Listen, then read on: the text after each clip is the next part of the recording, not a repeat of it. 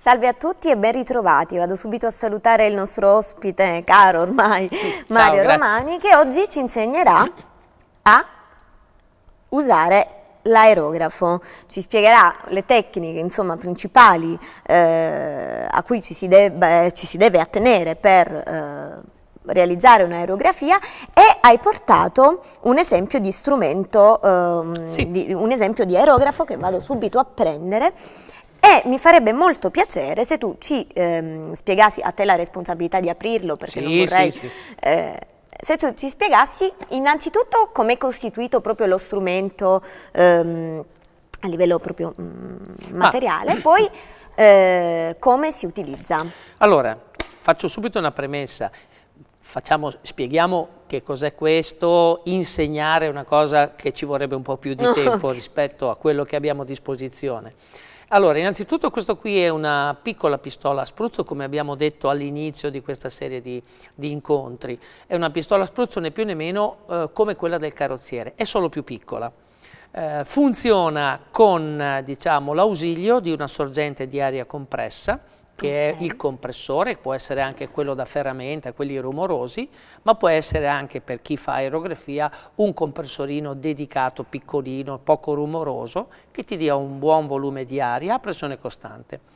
L'aria viene convogliata sotto l'attaccatura qui dove c'è la valvola dell'aria, e noi, per poter lavorare, premiamo il pulsante per far uscire l'aria dalla parte anteriore. Dentro la vaschetta che vediamo sopra mettiamo qualche goccia di colore, e per cominciare a far uscire il colore... Il colore va qui? Sì, dentro questo imbuto. Dentro questo imbuto, e per poter lavorare noi dobbiamo prima premere il pulsante per cominciare a far uscire l'aria che aspira il colore dall'interno, e per far uscire il colore dobbiamo tirare indietro il pulsante. Che il colore esce ovviamente da questa davanti. Si crea una depressione per la quale l'aria compressa aspira il colore e lo polverizza. Il funzionamento è identico, proprio in linea di principio, con le bombolette spray. Quando noi premiamo il pulsante, la pressione del gas all'interno si porta dietro il pigmento e noi coloriamo. Puoi decidere anche la quantità di colore? Esatto, esattamente. Molti considerano questo strumento alla stregua delle bombolette di coloro che li usano per la street art. Sì. In realtà c'è una differenza sostanziale, che mentre con la bomboletta esce sempre la stessa quantità di colore, perché io quando premo il pulsantino non posso regolare a grandi linee se far uscire tanto o poco colore, esce sempre quella quantità lì. Forse magari dipende dalla lontananza e la vicinanza dallo sfondo. Esatto, invece in questo caso qui io posso regolare e fare un segno sottile anche come quello di una matita se io tiro indietro poco il pulsante, mentre se io tiro indietro molto riesco a far uscire molto più colore, quindi a colorare un'area maggiore. Ecco la differenza sostanziale, ed ecco che proprio per questa caratteristica di poter regolare la quantità di colore nel piccolo o nel grande, questo a pieno titolo diventa uno strumento di decorazione e di pittura come tutti gli altri. Ti faccio un esempio: lo usano le onicotecniche nel lavoro per fare nail art, quindi per decorare le unghie. Puoi immaginarti quanta quantità di colore serva per fare una decorazione con questo strumento. Ebbene, questo ti permette di farlo al posto del pennello, come in tante altre situazioni, diciamo, di decorazione come questa. Però ne usi uno alla volta, cioè nel senso usi un colore alla volta, ovviamente. Certamente. E all'interno della stessa illustrazione usi sempre lo stesso strumento, o a seconda dei tratti scegli più strumenti? Allora, diciamo questo, che ovviamente è una cosa che io dico sempre anche ai corsi. Diventerei impopolare se ai ragazzi dicessi: ragazzi, adesso vi dovete comprare 7 aerografi perché avete bisogno di un aerografo per il bianco, per il rosso, per il nero, per il verde. Insegno a pulire l'aerografo, quindi qualche goccia di cleaner dopo il colore, esce il cleaner pulito, si può mettere il secondo, quindi ci si mettono pochi secondi, e quindi insegno a utilizzare lo stesso strumento, anche se poi all'interno della stessa illustrazione ci sono tanti colori. Ovviamente magari prima si colorano le tinte chiare, è meglio, perché è più facile pulirlo rispetto a quelle più scure, e quelle più scure si lasciano per ultime. La tecnica è veramente diversa da tutte le altre, perché queste sono scelte che invece con il pennello, con altre cose, non ci sono. Invece in questo caso, tenendo conto di questo, si ottimizzano i tempi anche di realizzazione e questo è una cosa che si impara tranquillamente. E poi c'è una fase successiva al disegno, alla colorazione, mi correggo, vera e propria, cioè c'è una laccatura particolare, cosa... Dipende dalle superfici, perché se io faccio illustrazione classica su cartoncino non c'è bisogno di nulla, è solo una questione di gusto personale il fatto di andare a porre, non so, un lucido spray protettivo. Se invece si lavora su superfici non assorbenti, come ad esempio capita nella customizzazione, non so, della lamiera, non so, nei caschi, nei serbatoi delle moto o nei cofani delle macchine, a quel punto lì si prepara la superficie, si aerografa e poi c'è bisogno di una trasparentatura finale con del bicomponente, ma quello è un lavoro da carrozziere, nel senso che anche l'aerografista più bravo generalmente si appoggia ad un carrozziere o a uno che ti faccia la finitura, certo, con un vernici di questo tipo, perché non si danno con l'aerografo quelle lì. Quella è una diciamo operazione complementare che però non ha niente a che vedere, è una finitura protettiva.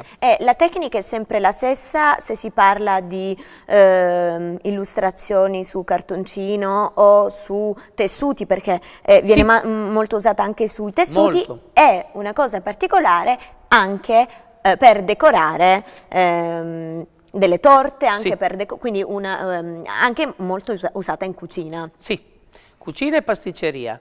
La tecnica è sempre la stessa, cambia nel caso della cucina ovviamente soltanto il colore, che è un colore ovviamente... Sì, allora la tecnica per far uscire il colore è identica, ovviamente cambiano le caratteristiche dei prodotti che si nebulizzano, che sono nel caso della pasticceria e della cucina colori idrosolubili alimentari, certificati alimentari, certo, e cambiano anche le caratteristiche dei supporti, perché nel momento in cui io nebulizzo un colore acrilico sulla lamiera sicuramente ottengo un risultato totalmente diverso rispetto a quando io nebulizzo del colore alimentare idrosolubile sopra a della panna o a della pasta di zucchero, come adesso succede molto spesso col cake design. Sono due situazioni uguali per quello che riguarda la tecnica, ma totalmente diverse per quello che riguarda caratteristiche del supporto e dei prodotti, che vanno sicuramente conosciute. Che vanno studiati appunto per sapersi approcciare meglio. Tu tieni dei corsi assolutamente privati, ovviamente, nel senso privati, chi volesse accedervi. Privati e a volte anche pubblici, perché insegno anche nelle scuole, anche in una scuola pubblica. Come progetti esterni, ovviamente, cioè, perché arriviamo al discorso che voglio portare avanti. Moltissimi giovani, alcuni giovani ti scrivono perché vogliono imparare, tra l'altro anche per le decorazioni da cucina ti hanno chiesto aiuto, ti hanno chiesto di diciamo, illustrare il lavoro, ti hanno chiesto consigli.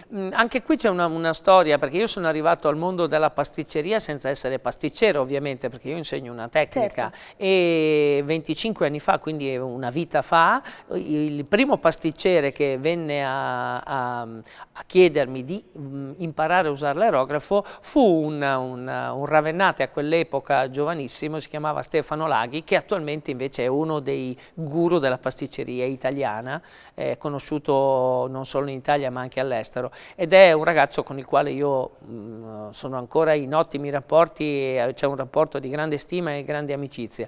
Lui mi ha portato dentro a questo mondo senza che io a quell'epoca ne conoscessi la benché minima sfaccettatura, certo, semplicemente perché lui voleva imparare a usare questo strumento in un settore dove ancora non era entrato. Aveva intuito le potenzialità di questo strumento in quel settore e voleva imparare da un professionista come si faceva.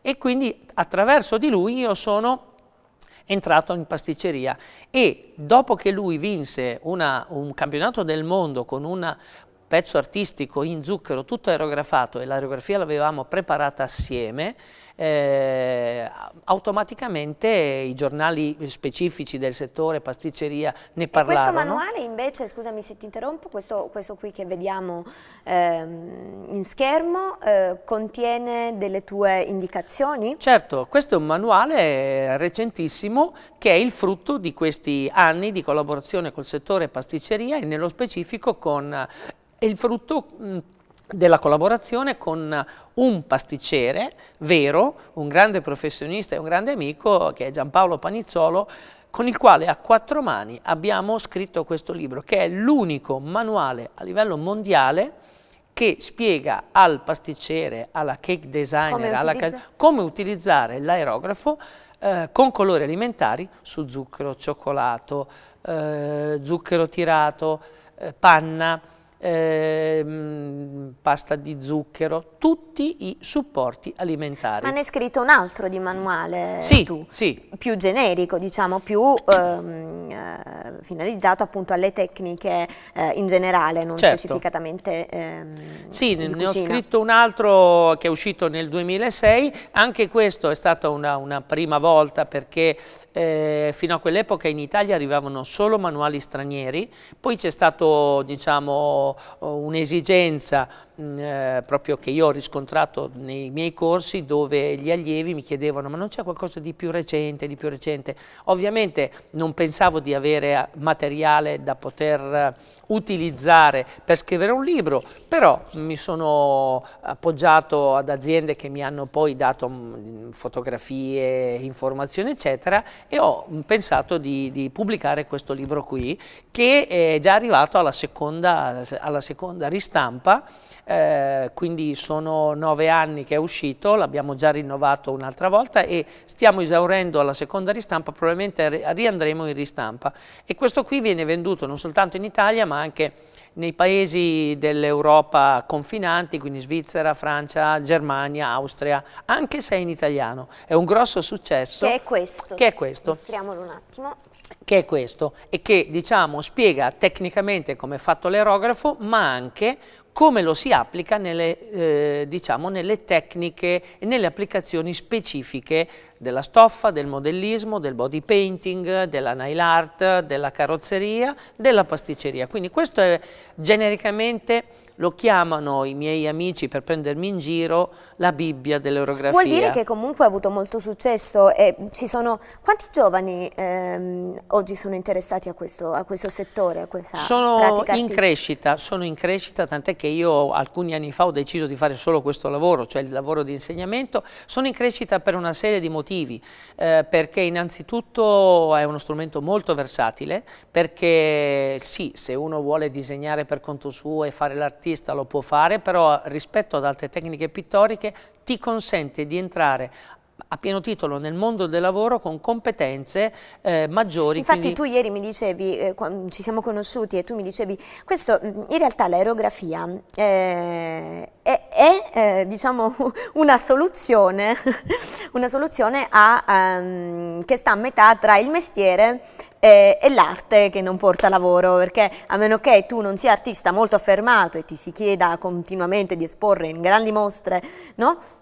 Tu puoi sempre dirottare, tra virgolette, il tuo mestiere, la tua pratica artistica di grande valore culturale sotto forma di lavoro, e quindi sicuramente lo strumento, l'aerografia, l'abbiamo già detto, è ricercata e richiesta in quasi tutti i settori commerciali comunque, per cui è un'ottima soluzione, cioè garantisce una possibilità in più rispetto al settore artistico, che sappiamo tutti essere in gran crisi, garantisce la possibilità di lavorare facendo arte. Certo, non solo, ma ovviamente associata ad un minimo di spirito di iniziativa e un minimo di idee, di creatività, può consentire anche autonomamente di inventarsi dei lavori che in realtà non avresti mai pensato neanche di fare. Ti faccio solo qualche esempio così velocemente. Ho degli allievi che in difficoltà economiche per il lavoro, licenziati l'anno scorso, si sono messi a ottobre, hanno comprato tutta una serie di palline di Natale di vetro e le hanno aerografate. vendendole all'asta su internet a collezionisti a cui piace, sono ragazzi di Roma, a cui piace la storia dell'Italia e la storia di Roma, e di conseguenza loro hanno fatto tutti i pezzi unici, queste palline che quindi non erano palline da 2 lire, erano palline che potevano costare anche 40-50 euro l'una per una pallina di vetro per l'albero di Natale, ma si sono rivolti ad un pubblico di collezionisti, non solo italiani, che per avere un ricordo dell'Italia particolare hanno acquistato. Questi erano tutti e due senza lavoro e si sono ritrovati a mettere assieme un discreto gruzzoletto nel periodo prima di Natale. Quindi diciamo è un'ottima opportunità per i giovani di fare arte, però riuscendo a lavorare. Allora io ti saluto oggi, ci vediamo ovviamente ancora domani per l'ultima puntata, saluto il nostro pubblico a casa, ciao a tutti, a domani sempre con Mario Romani. Ciao. A domani.